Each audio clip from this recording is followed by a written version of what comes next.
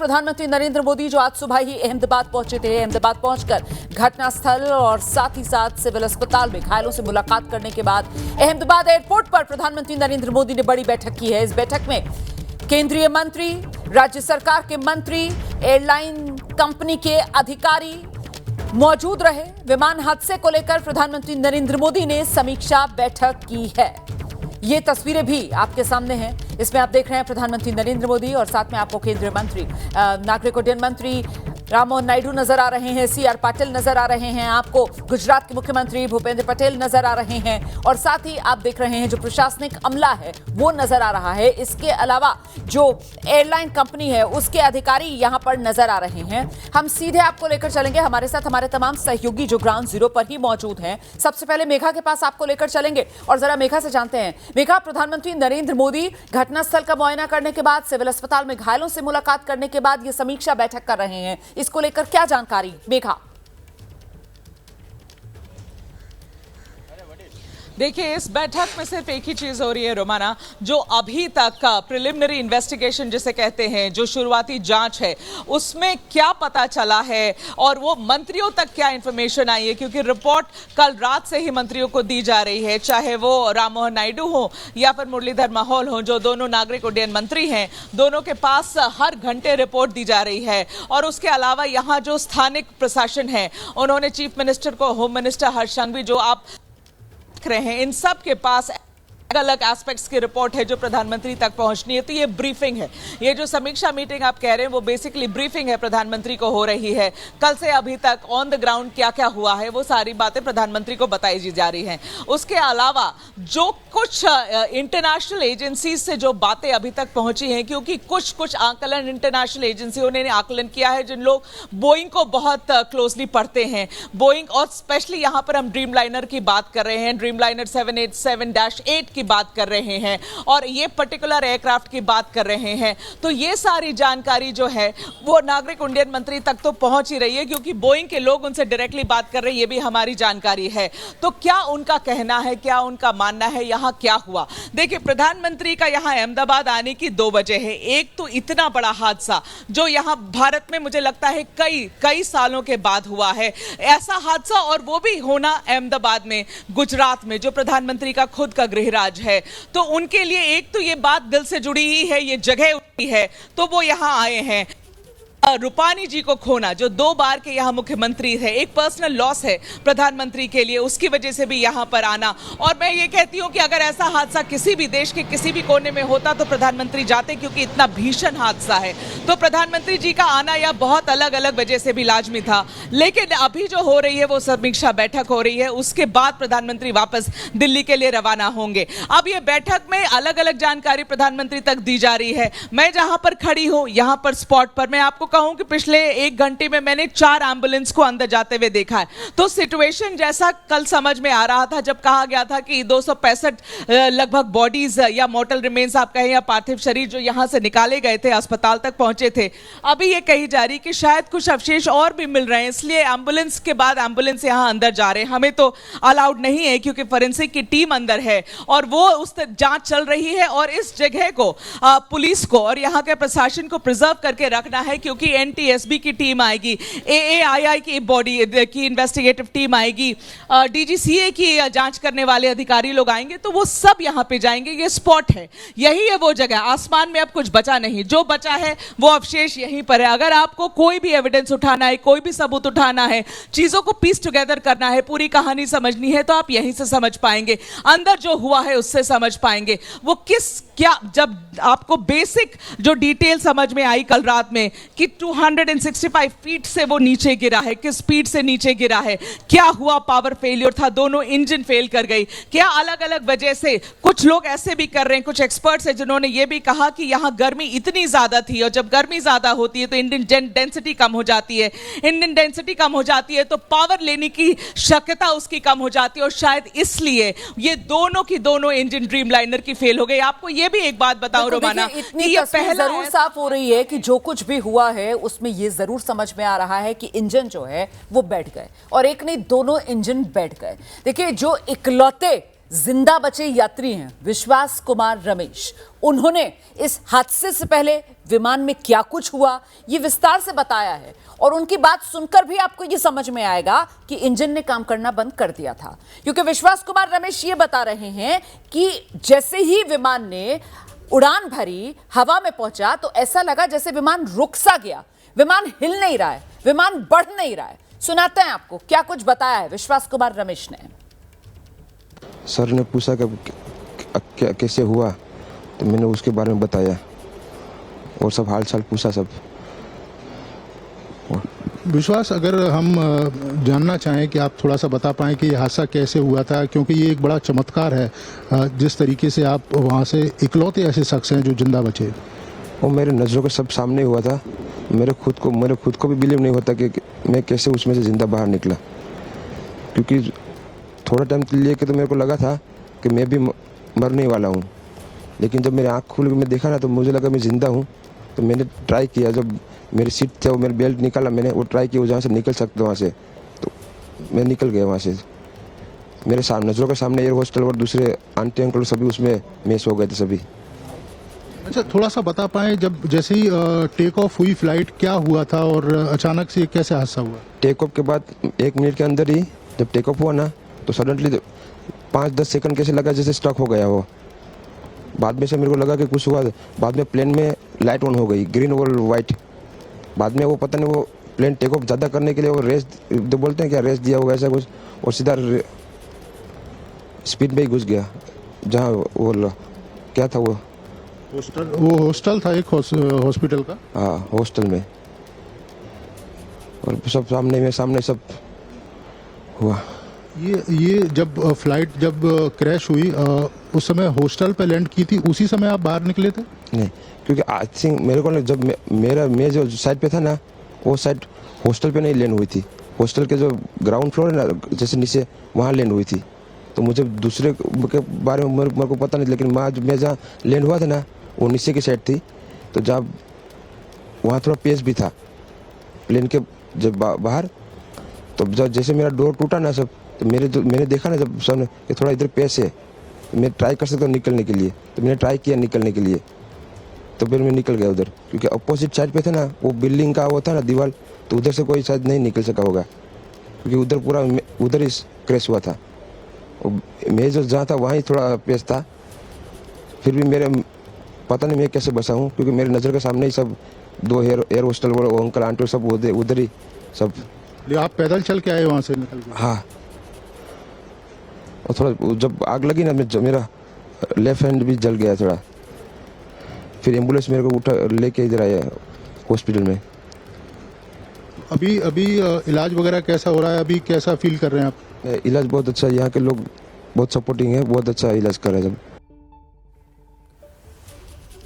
एक बार फिर से आपको ग्राउंड जीरो पर लेकर चलेंगे। अंकित गुप्ता का हम रुक कर रहे हैं। अंकित, ये विश्वास कुमार रमेश को हम अभी दर्शकों को सुना रहे थे और वो उन्होंने बयान किया कि कैसे उन्हें खुद यकीन नहीं हुआ कि वो जिंदा बच गए। मतलब एक वक्त उनको ऐसा लगा कि वो मरने वाले हैं, लेकिन फिर जब विमान नीचे आया तो वो बता रहे हैं कि उनको कुछ जगह सी दिखी और उन्होंने अपनी बेल्ट खोली और वो विमान से बाहर, और उसके बाद उनकी आंखों के सामने ही विमान में आग लगी। अंकित, मतलब जो कल से हम लोग बात कर रहे हैं कि सब कुछ सही नजर आ रहा है, लेकिन फिर लगता है कि विमान को कोई चीज नीचे खींच रही है। मतलब जो बाहर से बैठकर यहां विशेषज्ञ आंकलन कर रहे थे कि साहब इंजन बंद हो गया, और वही कमोबेश जो यात्री थे जो उस विमान में सफर कर रहे थे उनकी बात से भी तस्वीर साफ हो रही है कि कहीं ना कहीं विमान के इंजन ने काम करना बंद कर दिया। देख सकते हैं आप ये एम्बुलेंस जो कि अब बाहर निकल रही है, और कुछ समय पहले ये एम्बुलेंस बाहर थी, लेकिन इसे घटनास्थल वाली जगह पर ले जाया गया। और अब देख सकते हैं कि एम्बुलेंस में एक व्यक्ति हैं और साथ में कुछ ढककर, सफ़ेद चादर से ढककर ले जाया जा रहा है। तो एक अंदेशा जताया जा रहा है कि ये कोई डेड बॉडी थी जो मलबे से मिली होगी और जो अभी प्राप्त की गई है, और उसे अस्पताल ले जाया जा रहा है। क्योंकि जो हमने एम्बुलेंस की तस्वीर देखी उसमें एक व्यक्ति पीछे बैठे हुए थे और नीचे सफ़ेद रंग के चादर से ढका हुआ था, और साथ ही साथ चालक और जो सहचालक हैं उन्होंने भी जो चेहरे का भाव दिया वो बहुत दुखद चेहरे का दुखद भाव दिखा। तो ये संकेत देता है कि शायद मलबे में से कोई एक पार्थिव शरीर मिला है। जी तो मृत्युंजय वहीं पर मौजूद हैं जहां पर ये विमान क्रैश हुआ और मृत्युंजय की रिपोर्ट आप देख रहे थे। वो बता रहे हैं किस तरीके से अभी भी वहां पर फोरेंसिक टीम मौजूद है, वहां पर राहत बचाव कर्मी मौजूद हैं और जो मलबा वहां पर बिखरा हुआ है ना, देखिए उस मलबे को भी इस एहतियात से साफ किया जा रहा है कि उसमें अभी भी अगर कोई पार्थिव शरीर है तो फिर उसको बाहर निकाला जाए। और एक इसी तरीके से पार्थिव शरीर जो अभी अभी मिला है, जिसको एम्बुलेंस से लेकर जाया जा रहा है सिविल अस्पताल, उसी को लेकर रिपोर्ट ये दिखा रहे थे मृत्युंजय। और इस बीच ये जो यात्री जो करिश्मे से कम नहीं है, इस विमान दुर्घटना में जिंदा बचे हैं, उनके भाई ने मीडिया से बात की है। वो क्या कह रहे हैं सुनाते हैं।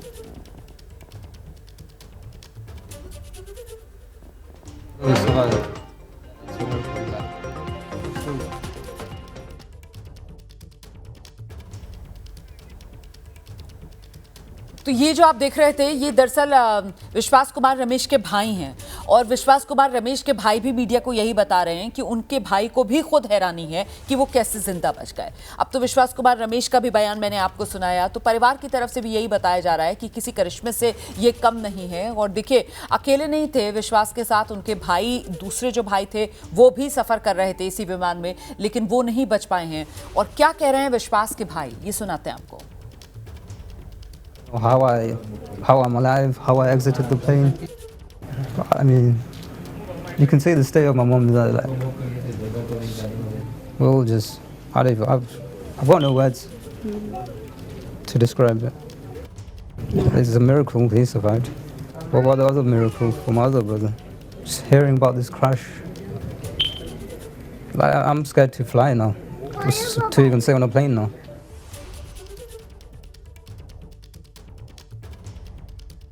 विश्वास कुमार रमेश के भाई को आप सुन रहे थे।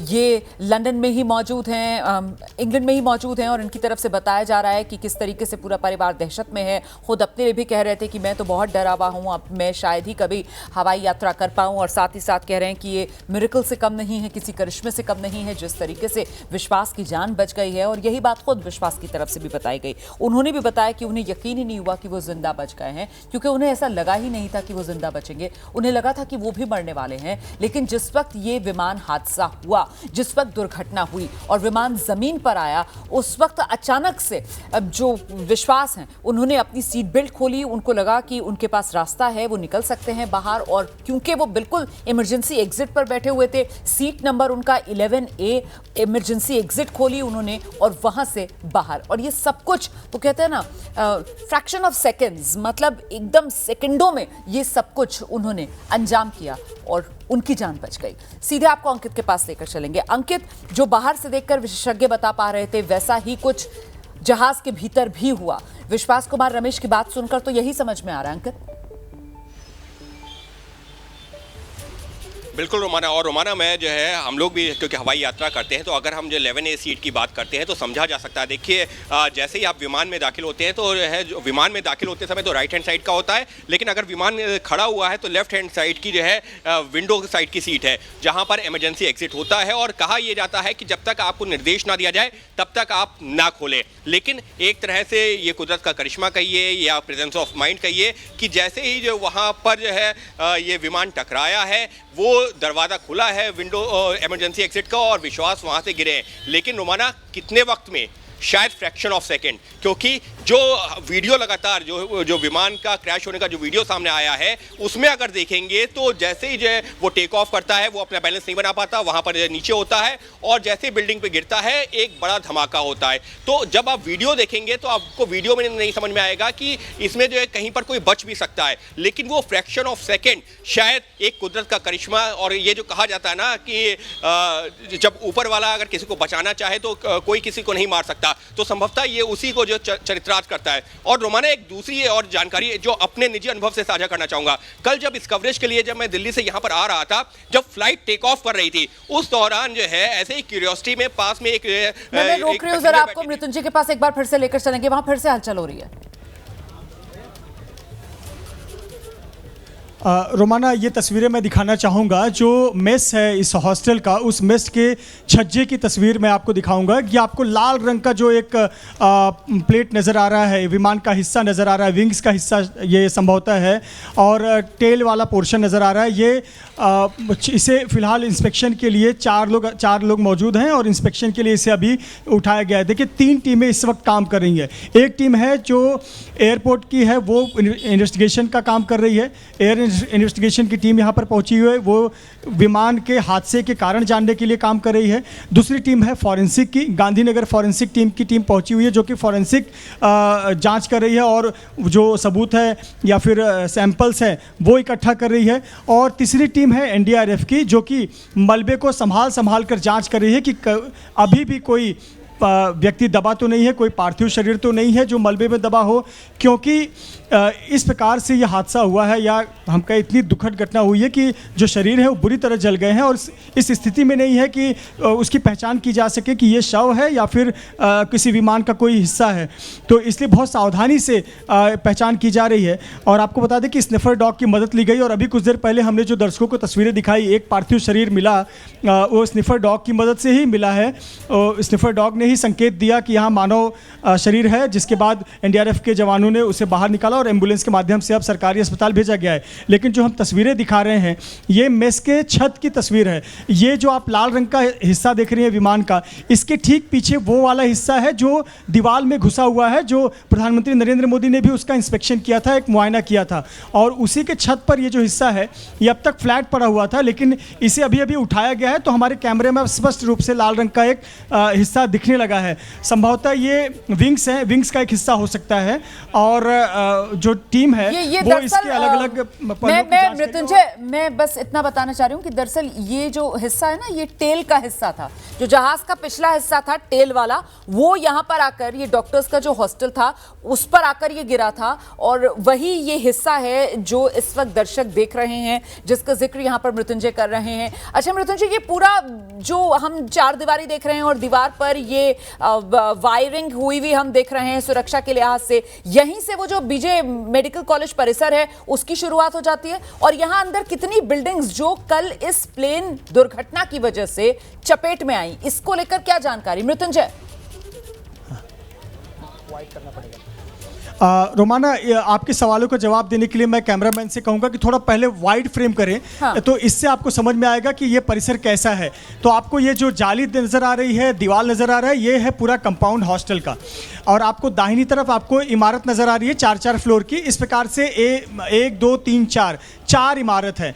जो सबसे कम नुकसान हुआ है जो मेरी तरफ वाली बिल्डिंग है, जिसको मैं जूम करके दिखाने का प्रयास करता हूँ, ये मेरी तरफ वाली बिल्डिंग है। इसको ये जर्जर हुई है लेकिन आग इसमें नहीं लगा था। लेकिन इसके अलावा जो दूसरी, तीसरी और पहली, उस तरफ की जो 3 बिल्डिंगें हैं जहाँ ये लाल रंग का मलबा भी दिख रहा है, वहाँ सबसे ज़्यादा नुकसान हुआ, क्योंकि जो आग लगी, आग फैली और जो हिस्सा आकर टकराया था वो इस हिस्से पर आकर टकराया था। तो मैं रोक रही हूँ आपको। विमान हादसे को लेकर इस वक्त की बड़ी खबर दर्शकों को बता दें। जानकारी ये मिल रही है कि फ्लाइट डेटा रिकॉर्डर मतलब ब्लैक बॉक्स मिल गया है। सूत्रों के हवाले से ये बड़ी खबर है। देखिए, कॉकपिट वॉइस रिकॉर्डर मिलने की बात तो अभी कुछ देर पहले मृत्युंजय ने भी आपको जानकारी दी थी, लेकिन फ्लाइट डेटा रिकॉर्डर ये भी मिल गया है, मतलब ब्लैक बॉक्स मिल गया है। सूत्र ये जानकारी दे रहे हैं, ये बड़ी खबर है। हमारी सहयोगी मेघा का रुख करेंगे इसको लेकर। मेघा, ब्लैक बॉक्स को लेकर सवाल था, सीवीआर तो कहा जा रहा था कि मिल गया है, ब्लैक बॉक्स भी मिल गया मेघा? देखिए, मैं आपको इस बात की कर सकती हूँ, जो 2 ब्लैक बॉक्सेस होते हैं, एक फ्लाइट डेटा रिकॉर्डर होता है, एक कॉकपिट वॉइस रिकॉर्डर होता है, उनमें से एक की बरामदी हो गई है, ये हम कंफर्म कर सकते हैं। तो सूत्र ये बता रहे हैं दोनों बॉक्सेस बरामद हो चुके हैं, क्योंकि साइट तो यही है ना रोमाना, बहुत ज्यादा समय नहीं लगेगा आपको ब्लैक बॉक्स। मेघा, आपकी आवाज कट रही थी, जो बात आपने कही है जरा उसको दोबारा दोहरा दीजिए। आपकी आवाज कट रही थी, जो कहा है आपने दोबारा दोहराइए। जी, मैं ये कह रही हूँ, जी जी, मैं ये कह रही हूँ कि ड्रीमलाइनर 787 में 2 ब्लैक बॉक्सेस होते हैं, एक कॉकपिट वॉइस रिकॉर्डर होता है और एक फ्लाइट डेटा रिकॉर्डर होता है। जो कॉकपिट वॉइस रिकॉर्डर होता है वो कॉकपिट की जगह में रहता है और flight data recorder mostly tail के पास पे रहता है। सूत्रों की माने तो दोनों मिल गया है, लेकिन मैं कंफर्मेशन आपको दे सकती हूँ एक की। मुझे ये बताया जा रहा है कि एक ब्लैक बॉक्स मिल चुका है, वो अब जांच करने वाले जांचकर्ताओं के पास अब है, तो शायद अब उसके ऊपर काम चल रहा है। लेकिन अगर सूत्रों की माने, क्योंकि हम कंफर्म्ड इंफॉर्मेशन का इंतजार कर रहे हैं, तो कंफर्मेशन हमें एक ब्लैक बॉक्स की हुई है कि एक मिल चुका है। दूसरी बात ये कहना चाहती हूँ, अभी देखिए जैसे ये अभी भी आप इमरजेंसी सर्विसेज वाले ये दमकल की गाड़ियां भी अंदर जा रही हैं, एम्बुलेंसेज अंदर जा रही हैं, इसलिए जा रही हैं रोमाना क्योंकि लोग अभी भी, लोगों के अवशेष अभी भी मिल रहे हैं ये क्रैश साइट पे, जहां पर मैं हूं मृत्युंजय हैं, ये क्रैश साइट पर अभी भी कुछ बॉडी पार्ट्स मिल रहे हैं जो कि बहुत ही अब उस पर डिस्क्राइब करने की खास जरूरत है नहीं, लेकिन मलबे में दबे हुए मिल रहे हैं। इसीलिए 4 एम्बुलेंसेज गए हैं, 4 एम्बुलेंसेज अंदर गए हैं, दमकल की गाड़ियां भी अंदर ले गई हैं। उनको ये मलबा हटाने में थोड़ा सा मुश्किल हो रहा है, जेसीबी भी अंदर है। लेकिन सबसे महत्वपूर्ण खबर जो हम कि एक ब्लैक बॉक्स इस ड्रीमलाइनर का अब बरामद हो गया है, उससे काफी चीजें अब क्लियर हो जाएगी कि है। वैसे तो रोमाना नहीं लगता है कि बहुत ज्यादा कॉम्प्लिकेटेड है, क्योंकि मे डे के कॉल में पायलट ने ये बात कही है, सिविल एविएशन के सूत्रों ने कंफर्म कल ही किया था, मंत्री जी ने भी एक तरीके से इंडिकेट किया था कि पायलट ने जब मे डे कॉल दिया तो उस वक्त भी पायलट ने एटीसी से यही कहा था that the engines are losing power. उसका यही कहना था, engines are losing power, he is losing control. उसका मतलब ये जो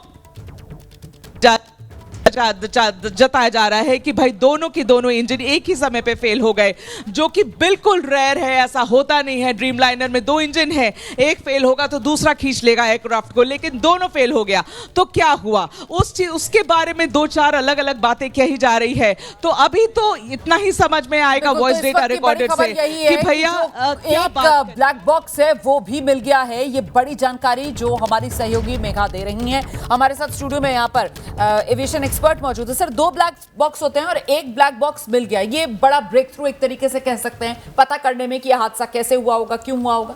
2 ब्लैक बॉक्स हो या चाहे एक ब्लैक बॉक्स हो, ब्लैक बॉक्स आपका सारी रिकॉर्डिंग रखता है, जो भी मिला है आपके पास। अब आपका पूरा सिस्टम रिकॉर्डिंग आ गई है आपके पास, आपके पास सीवीआर है, आपके पास ब्लैक बॉक्स है, दोनों चीज़ें आ गई हैं। आपके पास एटीसी के टेप भी होंगे, जो उसने एटीसी की कल की रिकॉर्डिंग है वो वहाँ पे सीज कर दी गई होगी इमीडिएटली। +1 आवर प्लस -1 आवर दोनों टाइम की जो है उसकी रिकॉर्डिंग्स जो है सीज हो गई होंगी, और वो सारी चीज़ें उसके अंदर एटीसी के अंदर की भी रिकॉर्डिंग्स होंगी, और ये आपके आगे सारी चीज़ें आप कोरिलेट कर सकते हैं। सर कि ये ब्रेक थ्रू है, अब जांच आराम से हो पाएगी, मतलब अब पता चल पाएगा कि क्या हुआ, क्यों हुआ। बिल्कुल सही कह रहे हैं आप। सारी जांच आराम से हो सकेगी, सारी चीज़ें आपको आराम से मिल सकेंगी, एक एक चीज़ आपको उस तहकीकात के दौरान जो है सब सारे तथ्य खुल के सामने आते जाएंगे। देखिए, बिल्कुल सबसे बड़ा सवाल यही कि आखिरकार विमान ड्रीमलाइनर, और ये ड्रीमलाइनर जो सबसे सुरक्षित माना जाता है, वो ड्रीमलाइनर ये डेथ लाइनर कैसे बन गया कि ये विमान दुर्घटनाग्रस्त हो गया। इसी को लेकर सबसे बड़ा सवाल, बता कौन सकता है? जो लोग बता सकते थे, जो इस विमान को उड़ा रहे थे पायलट, वो अब जिंदा बचे नहीं हैं, और ऐसे में अब निर्भर किस पर रहना पड़ेगा? उस ब्लैक बॉक्स पर, उस सीवीआर पर जो कॉकपिट वॉइस रिकॉर्डर है जो मिल गया है। कॉकपिट वॉइस रिकॉर्डर मिल गया है, एक ब्लैक बॉक्स मिल गया है। 2 ब्लैक बॉक्स की जो बात कही जा रही है कैप्टन गिरीश, मतलब एक तरीके से कॉम्प्लीमेंट्री होते हैं ये ब्लैक बॉक्स, मतलब दोनों साइमल्टेनियसली काम कर रहे होते हैं।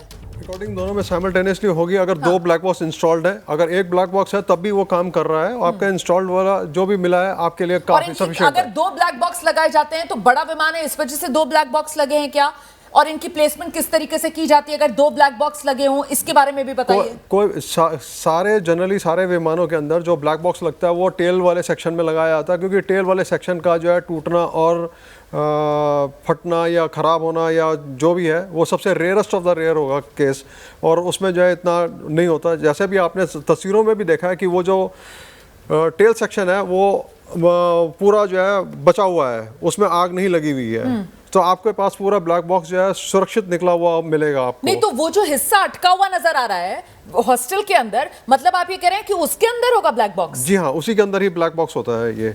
और अच्छा। वहीं पे ही आपको सारी चीजें, आपके सारी रिकॉर्डिंग्स वगैरह उसका वो मिल जाएंगी, उसकी जो उसने जरा रिकॉर्ड किया है। दिखाइए वो हिस्सा, दिखाइए वो जो इमारत के अंदर विमान की टेल वाला हिस्सा फंसा हुआ नजर आ रहा है। ये देखिए, जी हाँ, ये बिल्कुल। वो टेल का हिस्सा है, और ये जो टेल का हिस्सा है इसी के अंदर ब्लैक बॉक्स रहा होगा। इसी के अंदर ब्लैक बॉक्स रहा है, और इसके अंदर एक कंपार्टमेंट है जिसको आफ्ट इक्विपमेंट बे कहते हैं। उसी इक्विपमेंट बे के अंदर जो है ब्लैक बॉक्स इंस्टॉल्ड होता है, और सारे दूसरे इंस्ट्रूमेंट्स के इक्विपमेंट्स इंस्टॉल्ड होते हैं। हाँ। और वही जो चीजें हैं वो सब रिकॉर्डिंग वहाँ पे आपको इसकी आराम से मिल जाती तो है। ये हिस्सा तो पूरी तरीके से सही सलामत नजर आ रहा है, मतलब सही दिख रहा है, तो इसके मतलब अंदर आराम से से जो मिलना black- चाहिए। और अगर सिर्फ 2 ब्लैक बॉक्स होते हैं तो दोनों की प्लेसमेंट टेल में होती है, या एक फ्रंट और एक टेल इस तरीके से की जाती है?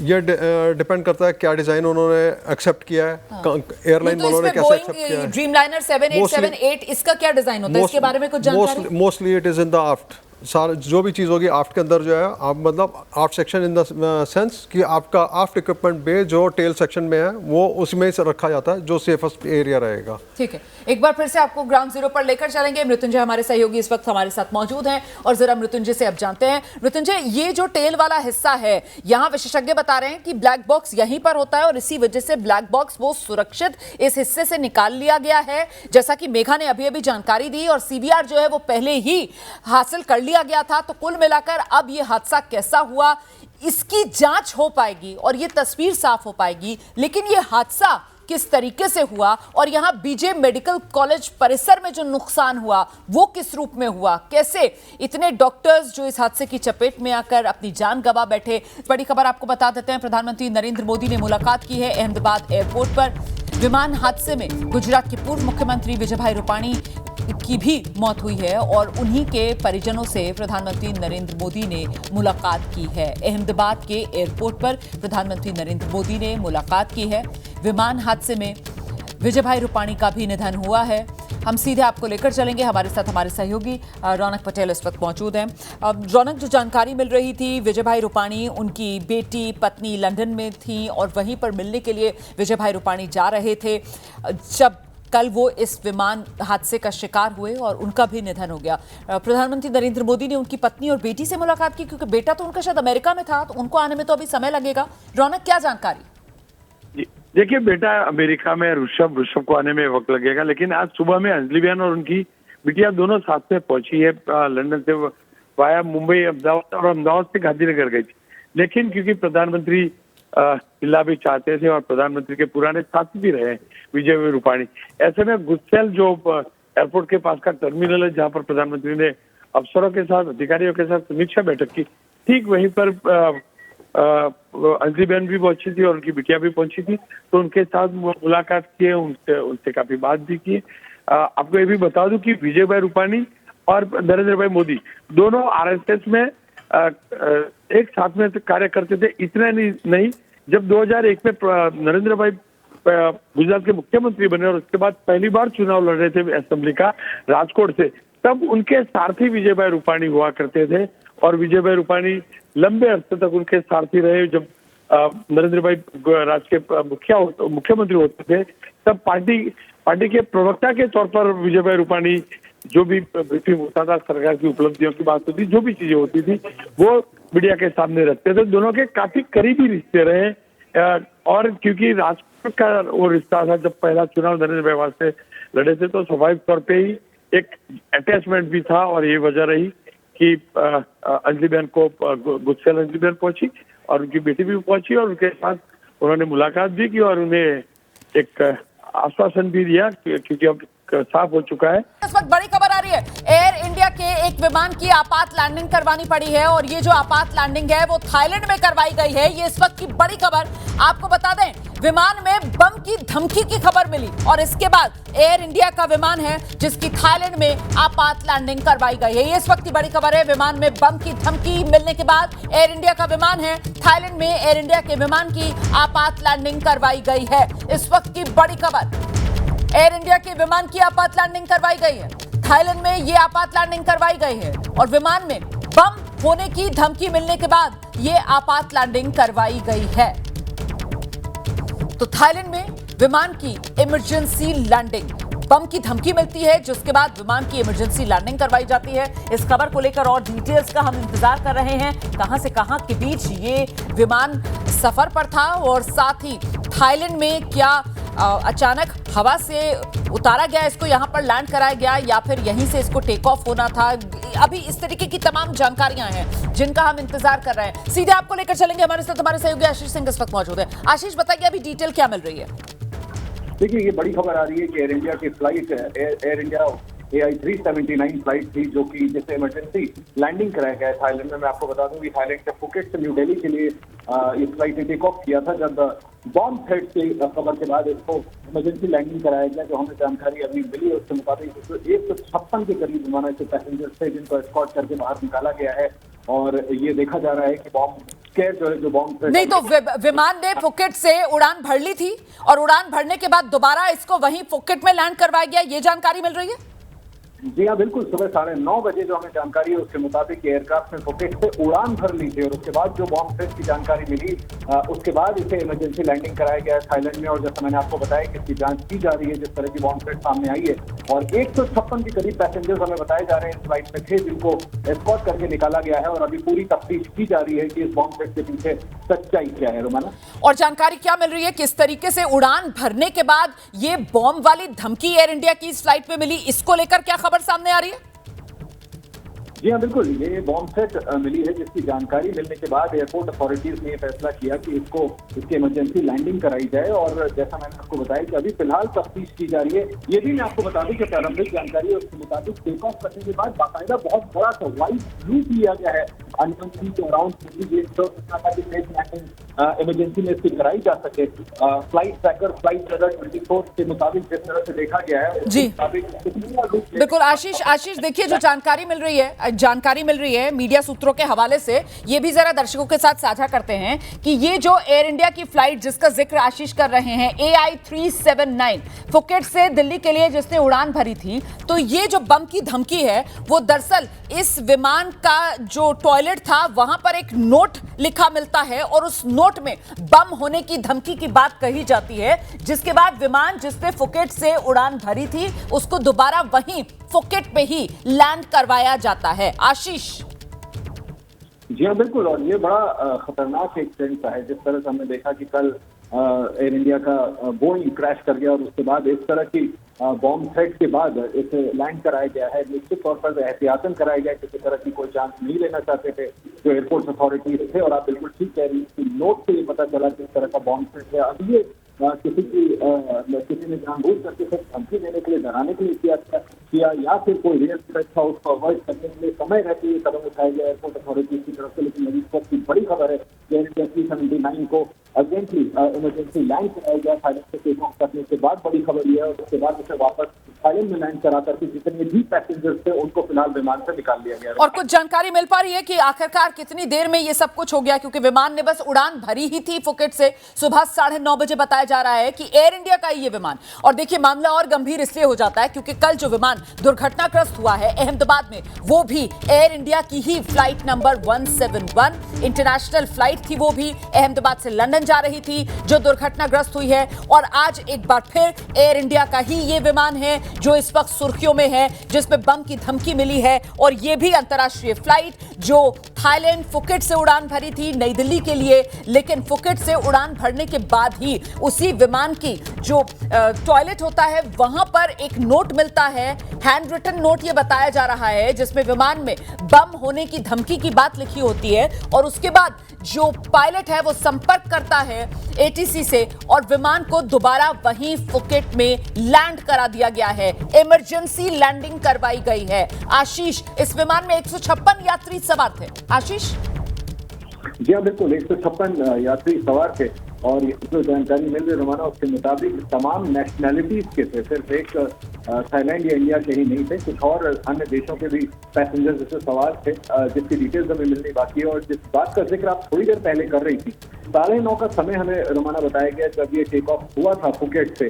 और उसके बाद जैसा मैंने आपको थोड़ी देर पहले बताया कि पूरे अंडमान जो सी है उसका पूरा एक लूप लिया, यानी आप मान के चल सकते हैं कि 15 से 20 मिनट का वक्त रहा होगा या बहुत ज्यादा तो आधा घंटा, जबकि इसको पूरा राउंड लेने के बाद वापस थाईलैंड ले जाना था। इस वजह से ये लूप लिया गया और वापस फुकेट में ले जाकर के इस विमान को लैंड कराया गया, जिसके बाद इन 156 पैसेंजर्स को विमान से फिलहाल निकाल लिया गया और पूरी तफ्तीश की जा रही है। हमारे साथ इस वक्त फेडरेशन ऑफ एविएशन इंडस्ट्री की चेयरमैन हैं वंदना सिंह, वो मौजूद हैं।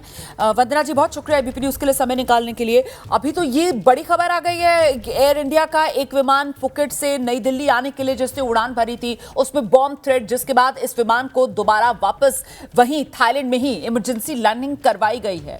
ये एक तरीके से एसओपी का हिस्सा होता है कि अगर इस तरीके से कोई धमकी मिल रही है विमान की उड़ान भरने के बाद, और शुरुआती जानकारी निकल कर आ रही है कि विमान की जो लेबोरेटरी थी उसके अंदर एक नोट लिखा हुआ था कि विमान में बम है।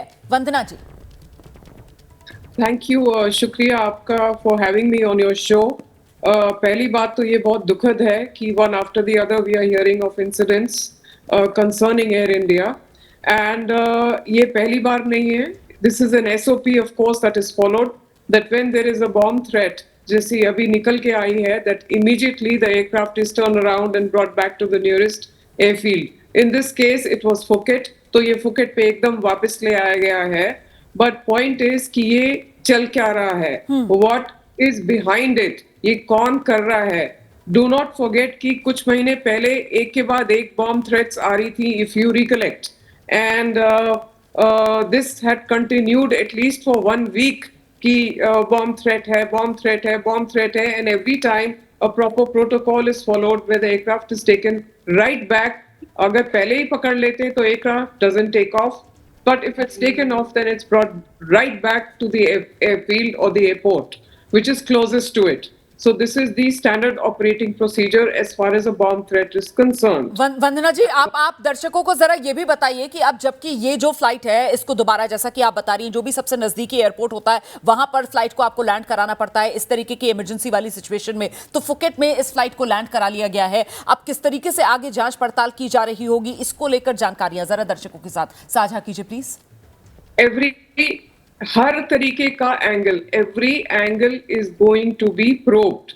Each and every passenger, each and every call, each and everything on the manifest, anything that has been received in terms of a letter found, how it has been found, किसने laboratories check करी थी, कौन engineering, housekeeping, maintenance staff अंदर गया था, सब लोगों की पूछताछ होगी A to Z।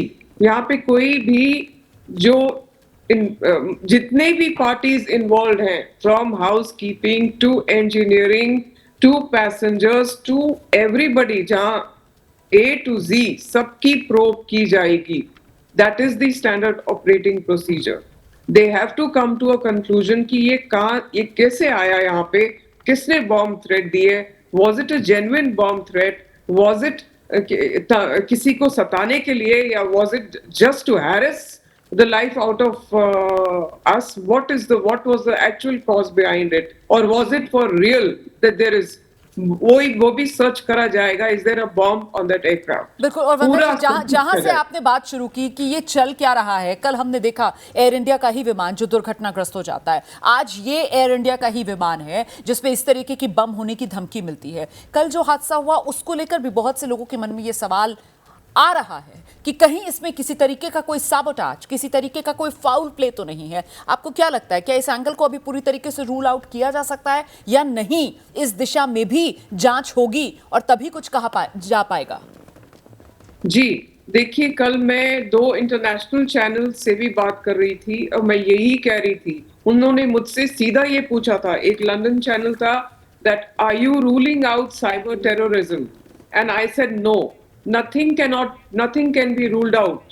मतलब ये कि कुछ हम रूल आउट नहीं कर सकते हैं कि कोई सैबोटाज हो, कोई साइबर टेररिज्म हो, कुछ ठीक हो है, सकता है। ठीक है, मैं इस पर आऊंगी, आपसे हम विस्तार से इसको लेकर जानकारी लेंगे। इस बीच जरा जल्दी से दर्शकों को ये खबर बता देते हैं कि एयर इंडिया के विमान की जो आपात लैंडिंग कराई गई है, इसको लेकर खबर ये आ रही है कि विमान में बम की धमकी मिली थी और इसके बाद विमान की आपात लैंडिंग करवाई गई है। थाईलैंड फुकेट से इस विमान ने उड़ान भरी थी और उड़ान भरने के बाद ही फ्लाइट संख्या AI379, जिसकी लैबोरेटरी में, मतलब जिसके टॉयलेट में, विमान के टॉयलेट में वो एक पर्ची मिलती है जिस पर लिखा होता है कि विमान में बम है, और ये धमकी वाली पर्ची मिलने के बाद विमान को दोबारा वापस फुकेट लेकर जाया जाता है और वहीं पर विमान की इमरजेंसी लैंडिंग। सभी यात्री सुरक्षित हैं, विमान की जांच चल रही है। इस वक्त की बड़ी खबर मैं आपको बता रही हूं, 156 यात्री इस फ्लाइट में मौजूद थे जिस फ्लाइट में बम होने की धमकी मिली थी, और बड़ी खबर यह है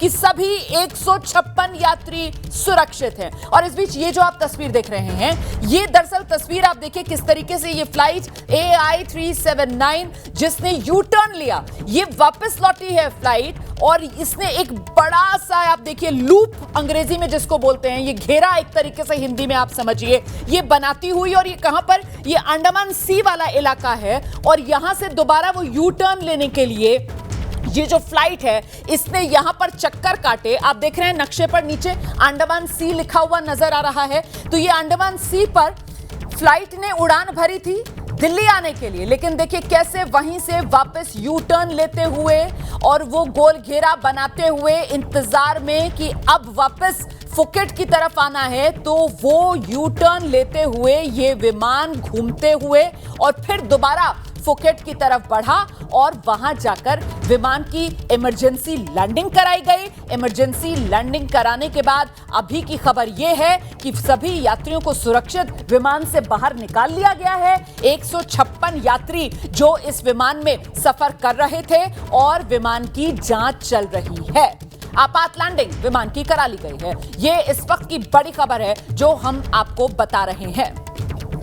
हमारे साथ कैप्टन गिरीश स्टूडियो में मौजूद हैं, कुछ जोड़ना चाह रहे हैं। सर, ये इतने लूप लेने की क्यों जरूरत आई है, जरा ये बताइए पहले। ये लूप लेने की जरूरत इसलिए पड़ी है कि एक के बाद एक टेक ऑफ हो रहे होते हैं, आपको मतलब एक तरीके से वो समय काट रहे हैं। समय नहीं काट रहे, बल्कि आपको वो लाइन मिलाने की कोशिश कर रहा होगा। उससे पहले कई लोग अप्रोच में लगे हुए होंगे, जो एयरक्राफ्ट्स होंगे, तो ये एक के बाद एक चीज हो रही होगी। प्लस उस एंगल पर लेकर आ रहे हैं जहां से आप लैंड कर सकते हैं। यस, दूसरी चीज एक और है कि आपको टेक ऑफ से, ये टेक ऑफ के बाद मिला है आपको। पिछले साल अगर आप का रिकॉर्ड अगर देखें, यही बॉम्ब थ्रेट वाले केसेस में इंडिगो की फ्लाइट जो है, जो दिल्ली एयरपोर्ट पे खड़ी थी, उसको ग्राउंड में जो है टॉयलेट के अंदर जो है ये पर्ची मिली थी एक सेम, और उसी वक्त वहीं पे वही जो बात अभी वंदना जी बता रही थी कि आप देखिए कुछ समय पहले किस तरीके से एक के बाद एक ये धमकियां मिल रही थी, तो और ये विमानों के अंदर तो टॉयलेट्स में पर्चियां मिल रही थी। इससे पहले हमने देखा है कैसे स्कूल्स को, और वो दिल्ली एनसीआर के स्कूल्स थे, उनमें हर हफ्ते का ये खेल हो गया था कि वहां पर वो ईमेल के जरिए वो धमकी भरा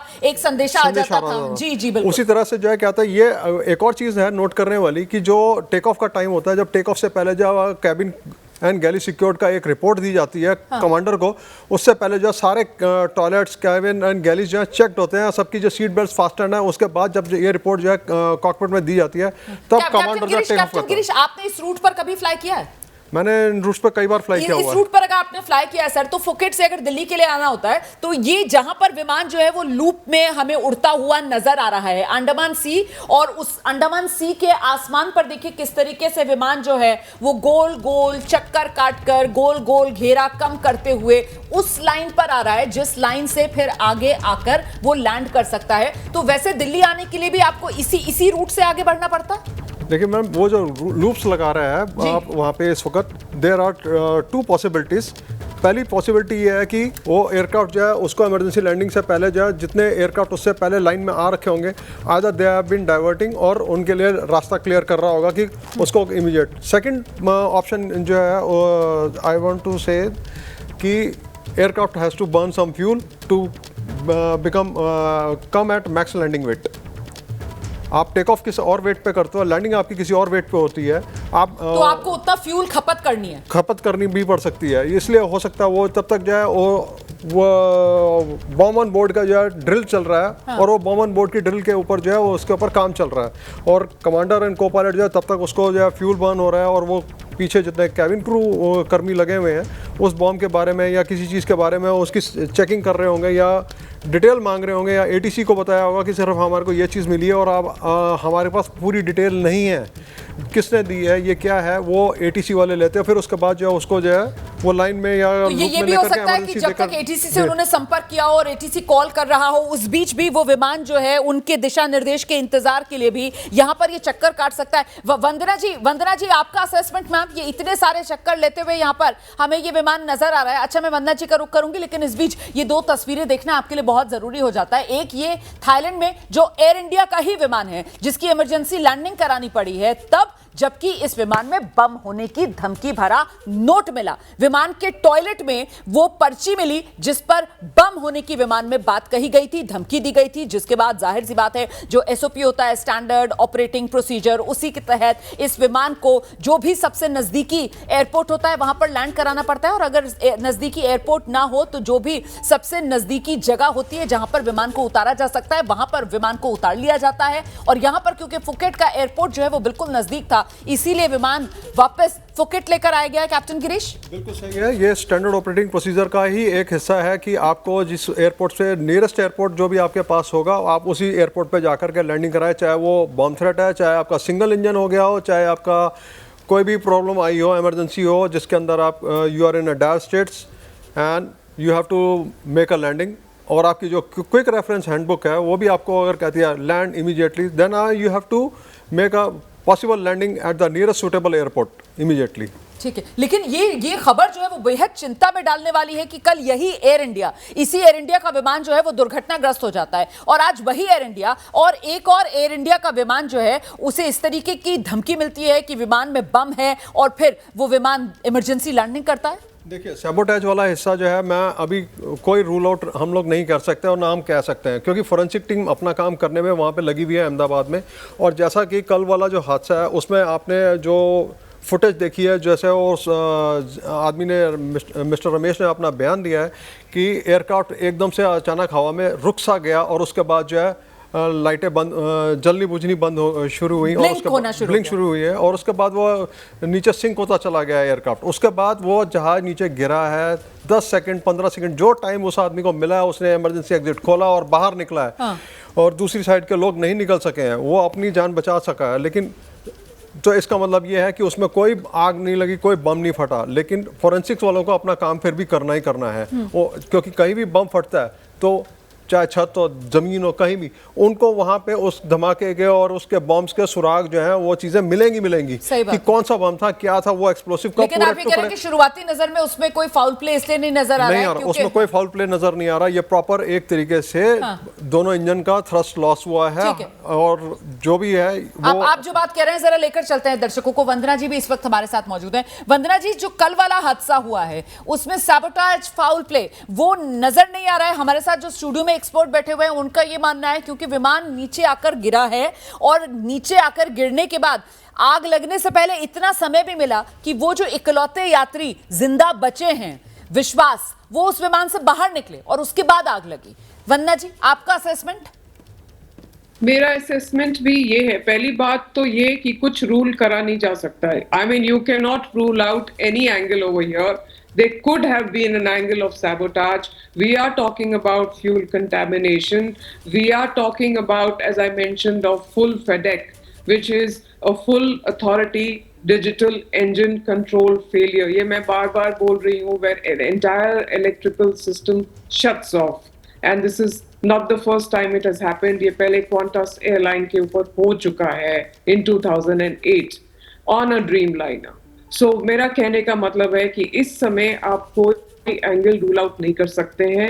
ये तो मिरेकल है that the passenger seated on 11 Alpha has managed to come out of the emergency exit unhurt.